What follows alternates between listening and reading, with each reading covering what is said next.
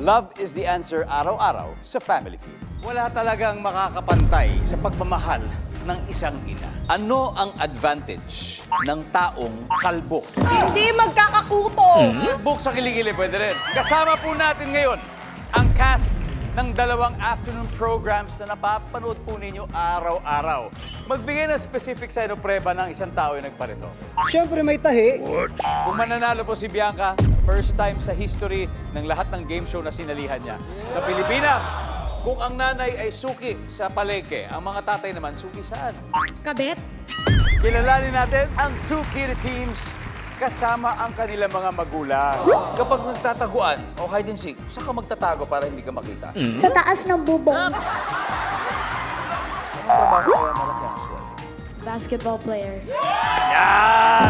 Basketball player! Magre-reunion ang mga nagpakilig sa atin noong mula sa youth-oriented Kapuso series na Real Love Presents Twin Hearts.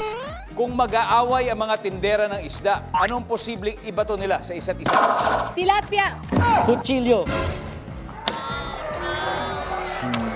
Family Feud, 5:40 p.m.